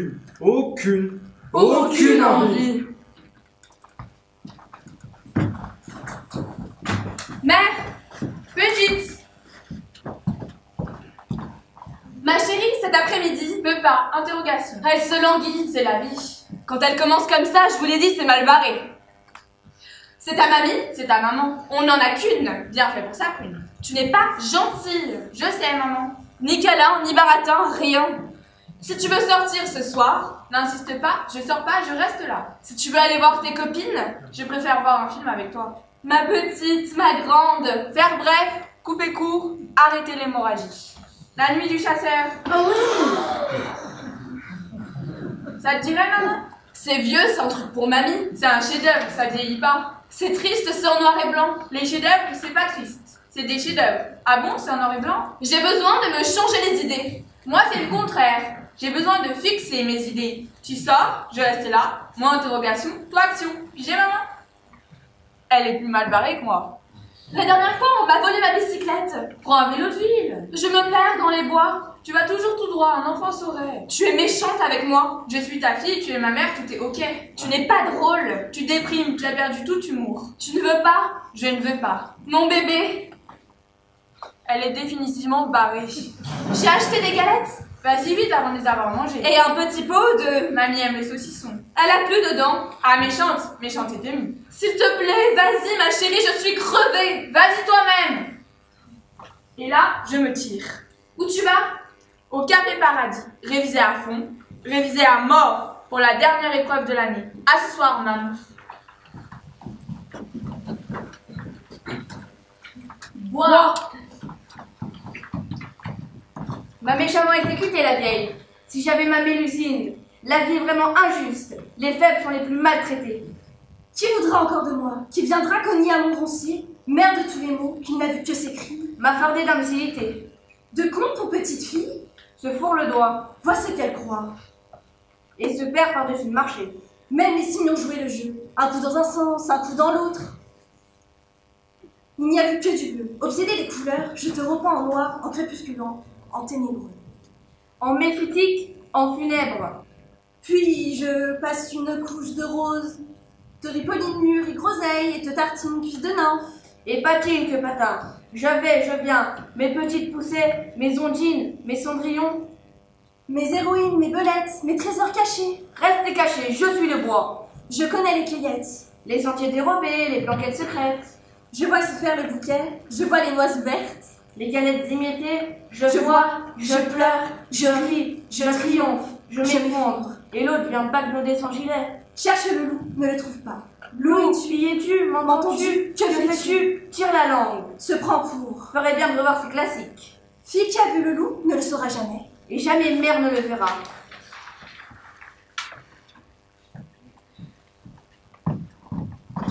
Chasseur, loup. Un chasseur va passer, sans raison, sans saison. Les chasseurs passent, qu'on se le dise. Les loups le savent, mais tout le monde fait semblant de l'ignorer. Les chasseurs ont le nez pour les histoires horribles, les histoires qui puent. Un chasseur passe. Le joli bois que voilà. Pourquoi n'y ai-je point songé? Si près. Le chasseur passe et repasse.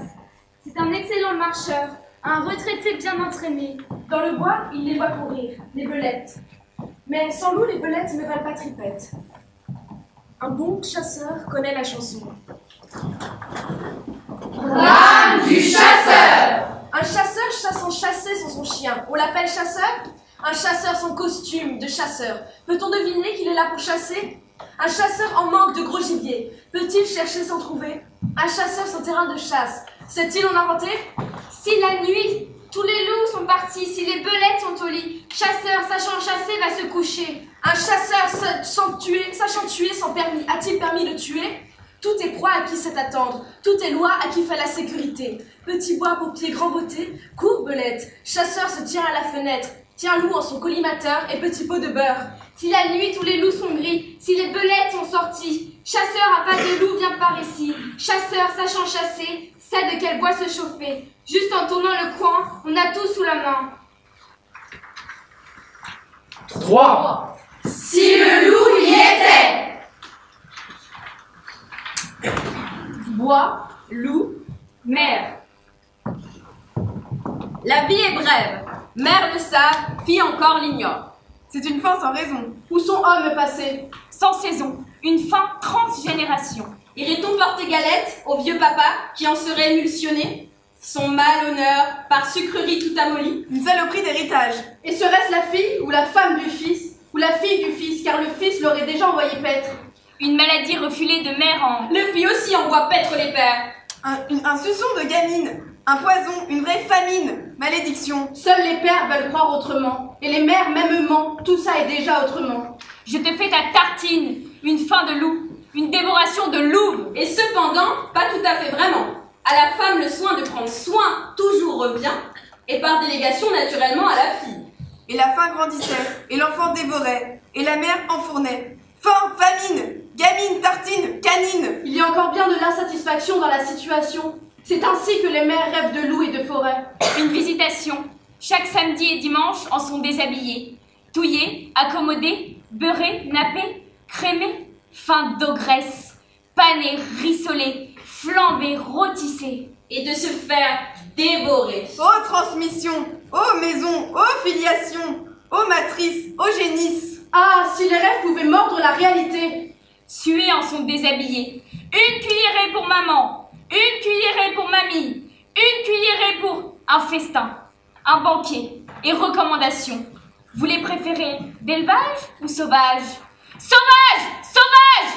Et que toutes ensemble, elles sentent enfin la vie leur passer par le corps. Dût-elle, la vie, les quitter? Des galades, ripailles, mieux vaut manger qu'être. À leur corps défendant. Oh, gueuleton! Petite, loup. Complainte de la faim. Pauvre maman, rien à se mettre sous la dent. Ni fille, ni pauvre maman. Pauvre maman, les années l'ont croqué. 40 hivers, 40 étés, c'est plié. Rien à mettre dans son lit, que son déshabillé. Pauvre maman, pauvre chérie. Les mamans restent avec les mamans lorsque les filles ont déserté. En mal de vous, monsieur le loup? Allez donc la visiter. Toc, toc, toc, chic, chic, choc.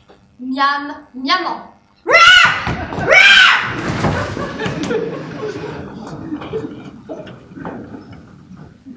Loup. Bois. Chasseur. Rumeur publique. Le loup n'est pas un loup velu, pas un loup chevelu, pas un barbu, pas un loup à capuche. Il n'est ni sale, ni ventru. Il n'est pas noir, n'a pas les dents pointues. Ni yeux bridés, ni amochés, pas distingués. Loup, y es-tu? À la croisée des chemins, on n'en a pas vu. Entends-tu? Est-ce qu'on chasse le loup aujourd'hui? Cette sorte de loup dont je parle? Et le bûcheron, l'avez-vous vu? avec ses épaules carrées, son calibre bien ajusté, proportionné. Grande gueule, grande gueule! Mais de qui parlez-vous? Il n'y a plus de bûcherons, il n'y a plus de forêt, plus d'arbres à couper. Ça ne sent pas la sciure. Et le bois, l'avez-vous vu? Pardon, de quoi parlez-vous? Est-ce qu'on chasse le loup aujourd'hui? Cette sorte de loup dont je parle? Bien entendu, ils y vont en meute, en bande, en voiture. Et les chasseurs y tout, bien entendu. J'ai vu le loup, le renard. Ils se contentent des poubelles. Qui ça? Les renards. Et les loups? Des plus belles. À bon entendeur, salut! J'ai vu le loup, le renard et là. Les belettes. On n'en voit plus. À quoi ressemblent les belettes? Les loups s'en occupent. Et que font les bûcherons? Les bûcherons sont dans les bois, où les loups ne sont pas. Et le bois ne sont pas là! Ah bon? C'est quoi ici? Un remplaçant. Un souvenir, un ex-bois.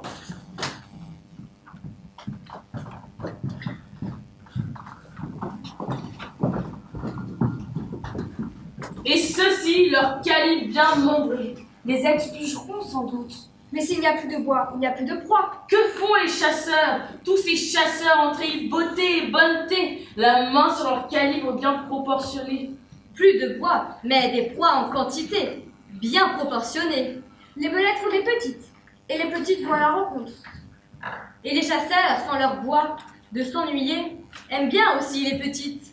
Grande gueule, grande gueule! Mais de qui parlez-vous? Du chasseur ou du loup? Je parle de la belette, la favelette. Et les chiens? Où sont les chiens? Un chasseur chassant chassé sans son chien se promenait. Les chiens sont interdits dans les bars, vous l'ignorez? Et pas les loups sont partout. Et les chasseurs, ils sont partout, ils tout bien proportionnés. Et les belettes aussi sont partout. Bien proportionnés, Itou. Vous aimez bien ce mot, Itou? Oui, c'est un mot de conte de fées. Vous aimez les contes de fées? Les chasseurs, surtout les chasseurs aiment beaucoup. Mais qui êtes-vous? Êtes-vous le loup? Vous n'êtes pas le bûcheron?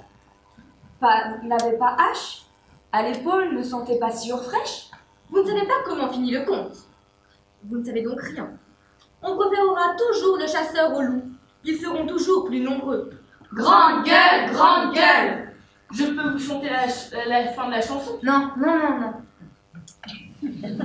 Même si les bois ne sont plus là, c'est toujours le chasseur qu'on appelle au secours.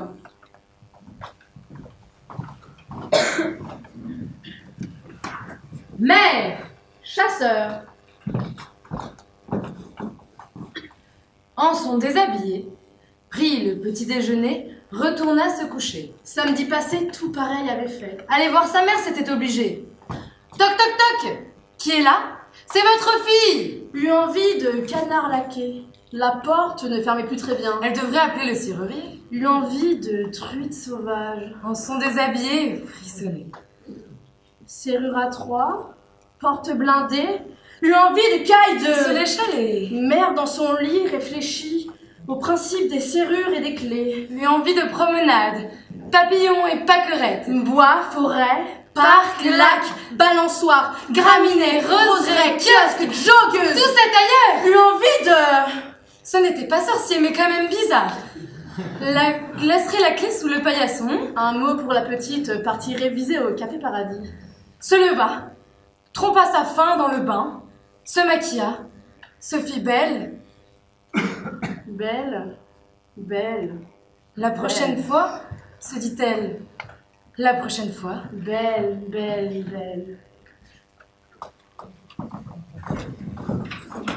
Petite. J'ai intérêt à me grouiller. Pas vu venir. Les années passent de mère en fille et hop! Dans la gueule. 1, 2, 3, nous irons au bois. 4, 5, 6, cueillir des petites. 7, 8, 9, dans un piège neuf. 10, 11, 12, elles sont toutes rouges. Pas moi. N'auront pas le temps de m'avoir ni gâteau, ni plat préparé, ni déshabillé, ni tartine, ni gamine, ni patronne, ni mère, ni conte, ni chanson ne m'attraperont pas. Ni faim, ni peur au ventre. Pas de pleurs, pas de frissons. Petite, dépêche-toi, le temps presse. Ta mère va te fourrer les clés de la maison.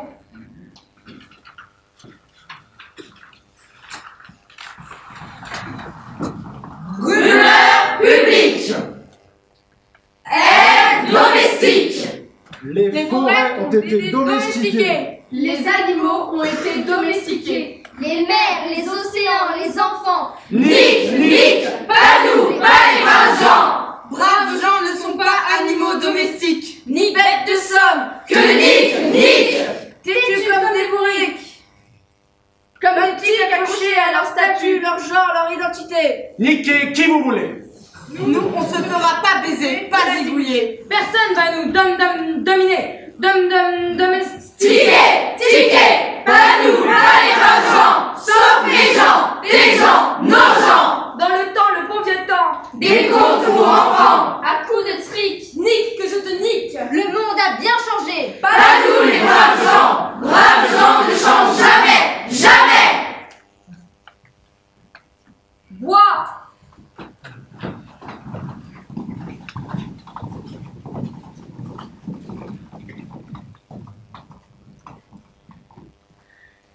Assez, changez la musique. Hymne à la fronde. Cygne, pigeon, canne, canard et caneton. Poisson, héron, chouette, moineau, fauvette, mouette. Domestication. Gavage. Assez. Noisettes, fraises, mûres, groseilles, toutes merveilles. Arrachage, dévoration. Assez.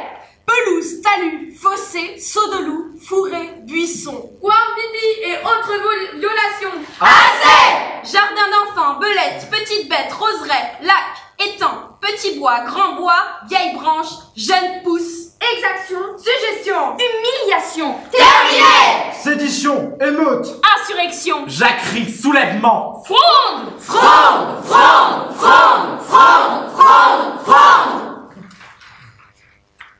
Maman, tu es rentrée?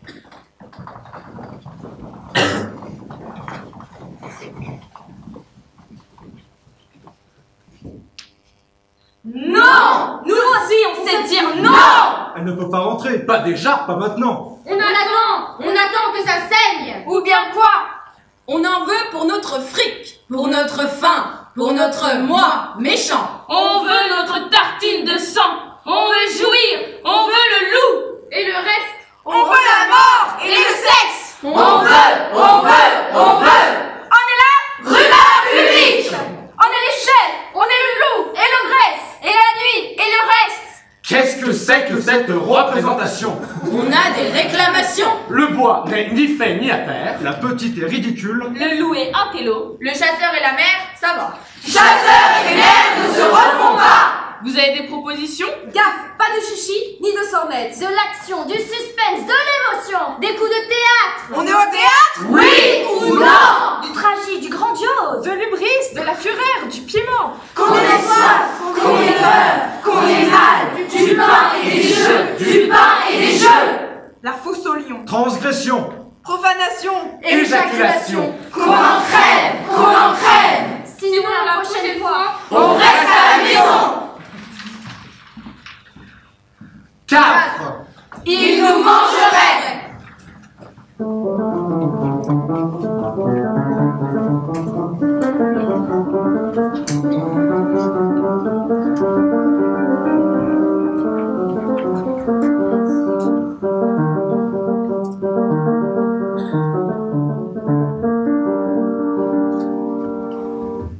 Maman, je suis rentrée. J'ai pris la nuit du chasseur. Maman, t'es pas là, t'es où? C'est presque nuit, qu'est-ce qu'elle fout? Pour elle, je fais un effort. Je ressors qu'après minuit quand elle a pris son somnifère. Qu'est-ce que tu fais? Mamie, ça prend pas l'après-midi. Galettes, bisous, partie de rami. 1 heure en tout, 1h30. Putain, t'es où? Elle a pas pris son gilet. Maman, à quoi tu joues? Fais chier, tu peux pas appeler? SMSer, mailer, crier. Ouh, tu t'es fait manger par le loup? Ha ha ha ha ha ha ha.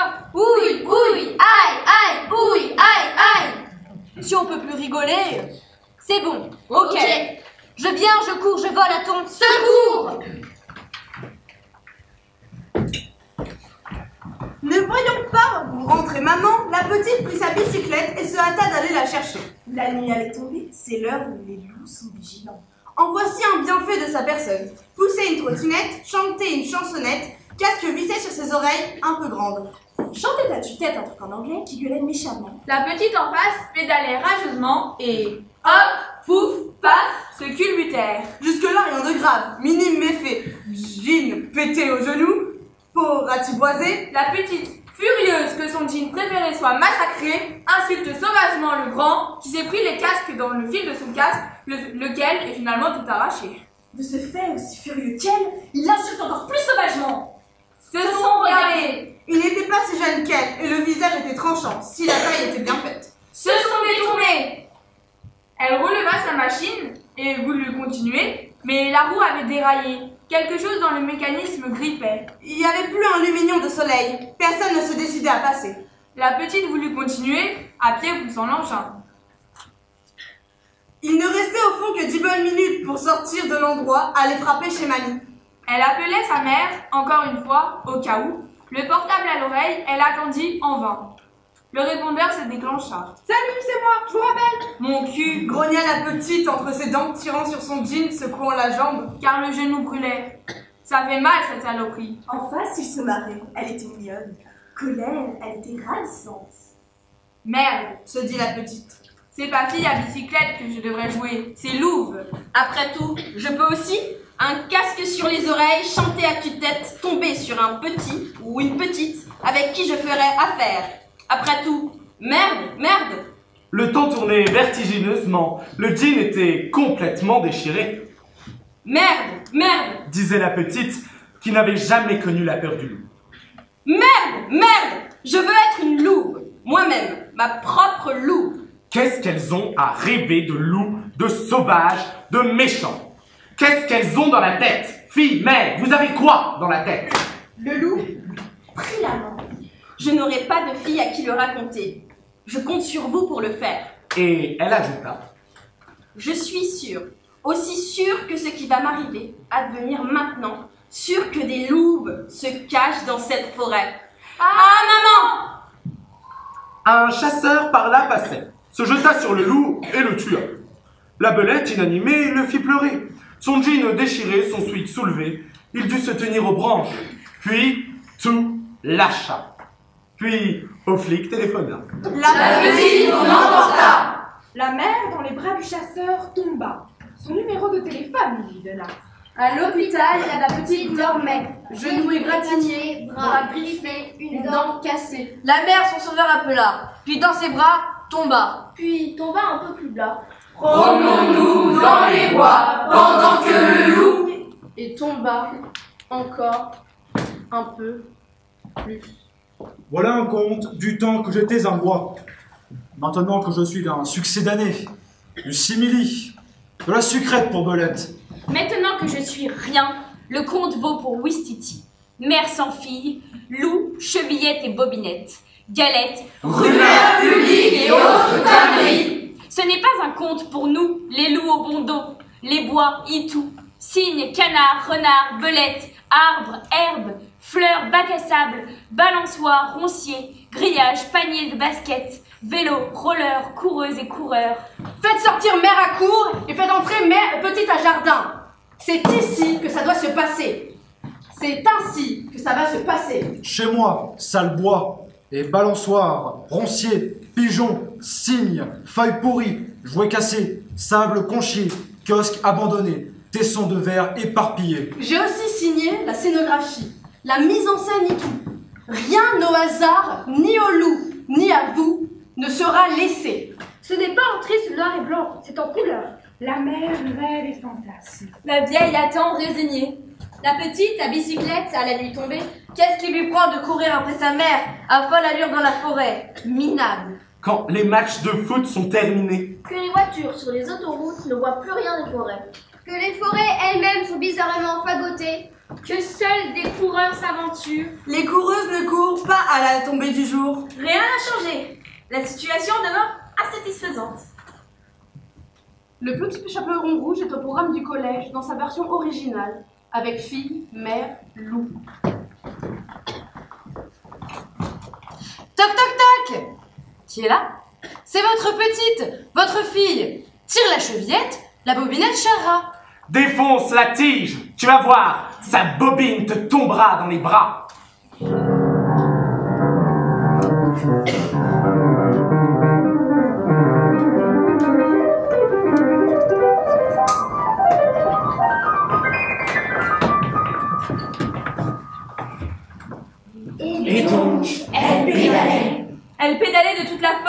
jeunes années. La nuit tombait. En face, il arrivait bien habillé, un retraité. Pourquoi pas? Mais où allez-vous, cher enfant? Je vais chercher ma mère chez ma mamie. Demeure-t-elle bien loin? Par-delà le bois, le lotissement que vous voyez là-bas. Voulez-vous que je vous accompagne? La nuit tombait. Merci, c'est gentil, mais si vous la voyez, dites-lui d'aller tout droit. Bon ben, j'y vais. Je ferai l'aller-retour, d'ici là elle sera retournée. Ne prenez pas par le bois la prochaine fois. Ce n'est pas un endroit pour les jeunes filles. Pour les belles. Plutôt cool le vieux, encore que... plus tard. Elle pédalait et maudissait mère, mamie, bois, nuit tombée. Et voilà, je t'attendais. Elle ne s'y attendait pas. Il sortit de l'ombre du bois au milieu de la route. Elle tomba. Mais ça va pas? Ta mère est bien passée. Elle n'a pas voulu t'attendre. Elle était pressée et gelée. Je ne l'ai pas retenue. Je lui ai tout expliqué. Elle est rassurée. Tu es rassurée? On peut discuter. Tu veux un remontant? Ça va pas la tête ou quoi? En face, il se poilait. Elle était mignonne, colère, elle était renversante. Vous auriez pu me tuer, je vous avais pas vu. Moi, je t'ai vu de loin avec tes cheveux châtains. Ils sont pas châtains, ils sont roux, blanc vénitien. Je crois que ta bicyclette est cassée. Ben, vous allez me la réparer. Et ton gilet troué. Ben, vous allez me le payer. Toi alors, t'es marrante. T'as pas froid aux yeux? Hein, Belette? Pardon? Comment vous m'avez appelé? Belette. T'es une belette. Et je suis un loup. Vous, un loup? Elle choisit de sourire. Un ogre, si tu préfères. Il lui fit un sourire en retour. Il était moche, vieux, et la laine pas fraîche, et de grosses mains qui tremblaient. Putain, il pourrait pas passer quelqu'un? Dans les voitures, sur les autoroutes, on n'entend pas crier dans la forêt. Avec des oreilles trop grandes, des dents jaunes et tachées, des yeux glacés, des bras poilus. Merde, je veux être une louve. Moi-même, ma propre louve. Maintenant, tout de suite. Ça brûlait dans sa tête, à ses genoux et dans ses pieds. Elle voulut continuer à pied et se mit à pousser la bicyclette. Il attrapa le guidon. Vous voulez m'accompagner? Elle n'avait pas peur. Elle était très colère. Elle était très belle. Elle était la plus belle belette qu'il eût jamais rencontrée. Le salopard. Il posa sa main velue sur la sienne. Ôtez vos grosses pattes de là. Colère! La petite était une sacrée petite. Une petite qui n'avait pas froid aux yeux, qui ne se racontait pas d'histoire. Qui sait qu'un loup est un loup? Il buvait au goulot de sa fiole. Je suis un chasseur, figure-toi. J'en ai un à la maison pour la nuit avec ma mère. Ça allait très vite dans sa tête, mais pas dans ses jambes. Et même la colère tombait, et son genou saignait, et sa jambe boitait. Et dans son ventre... Merde, disait la petite qui n'avait jamais connu la peur du loup. Et maintenant, c'était une autre peur à quoi elle avait affaire.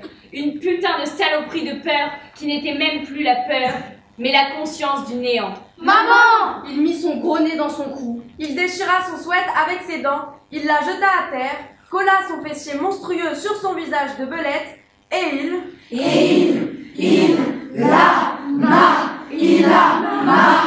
la massacre. Alors, la petite sentit son ventre s'ouvrir en deux, en trois. Ses poumons se déchiraient. Sous elle, la terre tremblait. Ses reins se soulevèrent. Ses bras, de barres d'acier. Ses cuisses, de troncs d'arbre. Vas-y, soufflait le roi. Défends-toi. Le salopard fouilla dans sa poitrine et dans son sexe. La terre grondait. Caillou, bon, je t'apportais. Vas-y, tu peux y arriver. Le salopard haletait. Le cœur de la petite explosait. Alors, ses mains à pleine poignée saisirent les ronciers des mûriers. Et quand il voulut voir ce qu'elle faisait, pourquoi la diablesse bougeait, qu'il releva la tête. De ses deux bras d'acier, elle lui balança les ronces dans la gueule. Le salopard hurla. Et le roncier, dans les joues, dans les yeux, dans les lèvres, le lacéra. Et elle hurla aussi, une bramée de joie et d'épouvante. Et le bois tout secoué de vent fit entendre une tempête de gueulements. Et alors Des allées, des buissons, des fours et des ronciers, du kiosque abandonné, du bac à sable pourri surgir, au milieu des papiers gras, des emballages en plastique, du lac vasseux se levèrent. Des branches cassées sautèrent, les joues pleines de rouge, mûres ou déchirures, belles, les belettes. Les violettes, grosses, petites, dégingandées, tête rasée ou chevelue, en jean, jupe, tennis, talons aiguilles, parfumées ou en sueur. Alors, entourant le salopard, 10, 30, 50, 300 belettes se mirent à chanter. Et il en venait encore. Une forêt de belettes qui chantait, un chant dans une langue inconnue que toutes savaient. Le chant des belettes en colère. Et le chant enflait. On n'entendait plus les autoroutes, les klaxons. Le salopard tremblait. La rumeur publique n'osait plus l'ouvrir. Les belettes chantaient leur chant de ventre, de mains, de cuisses, de lèvres. Leur chant sauvage. Et la petite se leva. Et leur chant emplit le bois, l'autoroute, les terrains de foot, de basket, les cafés, les rues. Emplit la ville. Le chant premier. Le chant qui renverse tout. Le chant des louves. Et les femmes sauvages.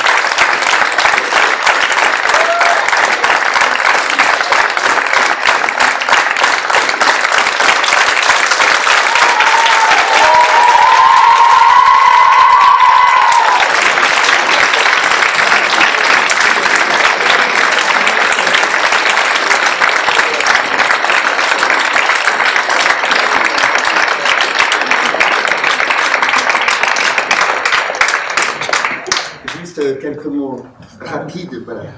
En tout cas, merci pour votre présence et votre attention.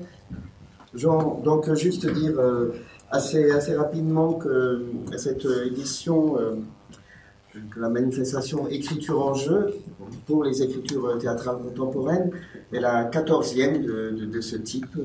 Voilà, donc chaque année, moi-même, d'autres intervenants, travaillons sur deux textes de deux auteurs dramatiques contemporains. Voilà. Il se trouve, je ne sais pas exactement pourquoi, enfin si je le sais un petit peu, mais c'est un peu long à expliquer, il se trouve que depuis pratiquement 6 ans, donc pratiquement 6 éditions, nous n'avons travaillé avec les jeunes que sur des textes d'autrices, donc que sur des textes de femmes. C'est lié aux thématiques, c'est lié à, je pense à peut-être parfois à une manière qu'ont les femmes de traiter certains sujets avec plus d'insolence et plus de virulence que les hommes, parfois, pas tout le temps, évidemment. Enfin, en tout cas, toute génération confondue.